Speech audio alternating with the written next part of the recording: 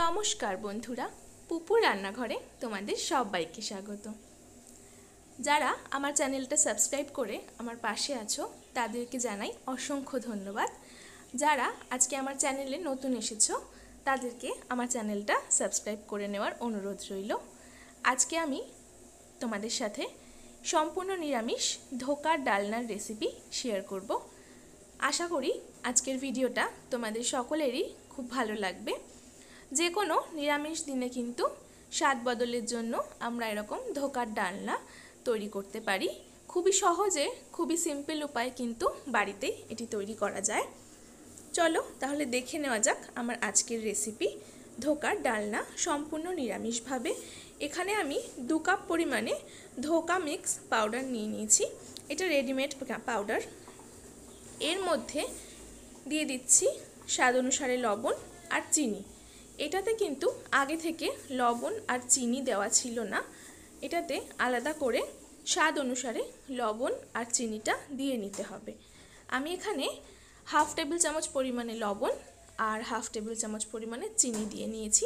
শুকনো উপকরণগুলোকে আগে একটু ভালো করে মিশিয়ে নিয়ে তারপর অল্প অল্প করে জল দিয়ে এরকম একটা থকথকে ঘন ব্যাটার তৈরি করেছি।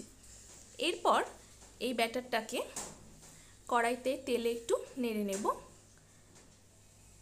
অনেকে এইভাবে আর করেন না, শুকনো পাউডারটাকে কড়াইতে তেলের মধ্যে একটু নেড়ে নেন, কিন্তু আমি এইভাবে করি। আমার মনে হয় এইভাবে করলে জিনিসটা বেশি ভালো হয়। 2 মিনিট কড়াইতে একটু পুরটাকে ভালো করে নাড়াচাড়া করে আমি একটি প্লেটে ঢেলে ঠান্ডা করে নেব। গরম থাকা অবস্থাতেই হাত দিয়ে আস্তে আস্তে করে চেপে চেপে আমি এই পুরটাকে ঠান্ডা করতে দেব এবং তার মধ্যেই আমি এই কাজটা করে নেব। এইভাবে একটু মোটা করে চেপে চেপে দিতে হবে। সাইডগুলো বা ধারগুলো আমি এইভাবে চেপে চেপে এইরকম একটা চৌকো আকৃতি করে নিতে হবে।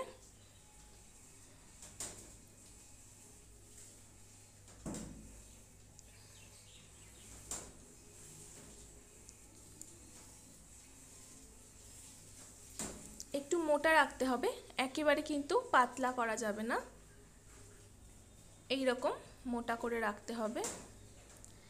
এরপর এটাকে আমি একটি ছুরির সাহায্যে এইভাবে লম্বা লম্বা করে কেটে নেব।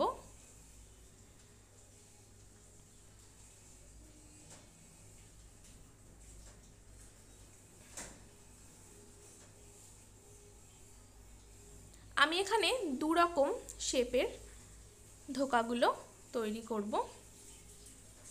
হাতে অনেকটা সময় থাকলে এরকমভাবে কেটে এইরকম বরফির মতন শেপ আপনারা দিতে পারেন, কিন্তু যদি হাতে সময় কম থাকে তাহলে কি পদ্ধতিতে এই ধোকাগুলো তৈরি করা যায় সেটাও আমি দেখিয়ে দেব।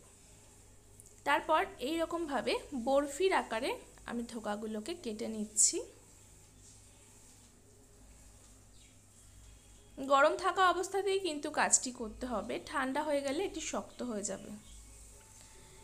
এরকম বরফির আকার করে নিয়েছি আর কতগুলো এরকম গোল গোল বলের আকার করে তারপর চ্যাপ্টা করে নিয়েছি। হাতে সময় থাকলে ওরকম বরফির আকারে কাটতে না পারলে এই রকম গোল গোল করে চ্যাপ্টা করেও কিন্তু করা যায়। কড়াইতে 4 টেবিল চামচ সর্ষের তেল দিয়ে দিয়েছি। তার মধ্যে আমি ধোকাগুলোকে ভেজে নেব। লো টু মিডিয়াম ফ্লেমে কিন্তু ধোকাগুলো ভাজতে হবে, হাই ফ্লেমে ভাজা যাবে না, তাহলে কিন্তু ধোকাগুলো ওপর থেকে রান্না হয়ে যাবে কিন্তু ভেতর থেকে কাঁচা থেকে যাবে। এগুলো আমার ভাজা হয়ে গেছে। 3-4 মিনিট সময় ধরে আমি ধোকাগুলো ভেজে নিয়েছি। এরপর বাকিগুলো আমি ভেজে নিলাম। তারপর এখানে আমি একটা বড় সাইজের আলু কেটে রেখেছি টুকরো করে, সেগুলো আমি কড়াইতে দিয়ে সামান্য পরিমাণে লবণ আর হলুদ দিয়ে ভেজে নেব। আলুগুলো আমি সবসময় ঢাকা দিয়েই ভাজতে পছন্দ করি। 2 মিনিট ঢাকা দিয়ে আমি আলুগুলো ভেজে নেব। গ্যাসের ফ্লেমটা কিন্তু লোতেই রাখতে হবে। অপরদিকে একটি মশলা তৈরি করেছি। এখানে আমি 2 ইঞ্চি মতো আদার টুকরো আর দিয়েছি 1 টেবিল চামচ গোটা জিরে, স্বাদ অনুসারে 7-8টা কাঁচা লঙ্কা আর দিয়েছি একটা মিডিয়াম সাইজের টমেটো। সব কিছু দিয়ে ভালো করে একটু জল দিয়ে মশলার একটা মিহি পেস্ট এখানে তৈরি করে নিয়েছি। এদিকে আমাদের আলু ভাজা হয়ে গেছে। এরপর আমি আলুগুলো তুলে নেব। কড়াইতে তেলের মধ্যে ফোড়ন দিয়ে দিলাম 2টো তেজপাতা, 3টে ফাটিয়ে নেওয়া এলাচ, 3 টুকরো দারচিনি আর সামান্য পরিমাণে একটু গোটা জিরে। ফোড়নটাকে ভালো করে নাড়াচাড়া করে যে মশলার পেস্টটা তৈরি করে রেখেছিলাম সেটা দিয়ে দিলাম। মশলার মিশ্রণটা দিয়ে ভালো করে নাড়াচাড়া করে কষিয়ে নেব। এরই মধ্যে তাতে দিয়ে দেব লবণ 1/2 টেবিল চামচ পরিমাণে, 1/2 টেবিল চামচ হলুদ গুঁড়ো, 1/2 টেবিল চামচ জিরে গুঁড়ো, 1/2 টেবিল চামচ কাশ্মীরি লঙ্কা গুঁড়ো। সমস্ত মশলাগুলো দিয়ে ভালো করে মিশ্রণটিকে কষিয়ে নিতে হবে। মশলা থেকে যখন তেল বেরিয়ে আসবে এই পর্যায় পর্যন্ত কিন্তু কষিয়ে নিতে হবে। এরপর আমি ভেজে রাখা আলুগুলো এতে দিয়ে দেব। আলু দিয়ে মশলার সাথে একটু ভালো করে কষিয়ে নেব। এরপর আমি এতে জল দিয়ে দেব। একটু বেশি পরিমাণে জল দিতে হবে, কারণ যেহেতু ধোকা কিন্তু জল টেনে নেয়, তাই একেবারে অল্প জল দিলে কিন্তু ঝোল একেবারেই থাকবে না, সবটাই টেনে যাবে। তাই এখানে আমি 600 ml পরিমাণে জল ব্যবহার করেছি, মানে বড় সাইজের কাপের 3 কাপ জল দিয়ে একটু ফুটতে দেব। ঝোল ফুটে এসছে, এরপর আমি ধোকাগুলো এতে দিয়ে দিচ্ছি। দেখতেই পাচ্ছ জলের পরিমাণটা কিন্তু কতটা কমে গেছে। এরপর আরও কিছুক্ষণ ফুটিয়ে নেব। তার আগে এখানে লবণ আর চিনিটা একটু দেখে নিতে হবে। এরপর ঝোলটা ফুটতে দিচ্ছি। ঝোল ফুটে এসছে, এবার এতে দিয়ে দিচ্ছি 1/2 টেবিল চামচ পরিমাণে গরম মশলা গুঁড়ো আর দিয়ে দেবো 1 টেবিল চামচ পরিমাণে ঘি। ঘি দিলে কিন্তু সম্পূর্ণ একটা খুব সুন্দর অন্যরকম গন্ধ আসে বা স্বাদ হয়, রান্নায় খেতে কিন্তু খুবই ভালো লাগে। আরও 2 মিনিট ঝোলটা ফুটিয়ে স্ট্যান্ডিং টাইমে রেখে দিচ্ছি। গ্যাসের ফ্লেমটা অফ করে আমি ঢাকা দিয়ে 2 মিনিট স্ট্যান্ডিং টাইমে রেখে দেব। ফিরে এলাম 2 মিনিট পর।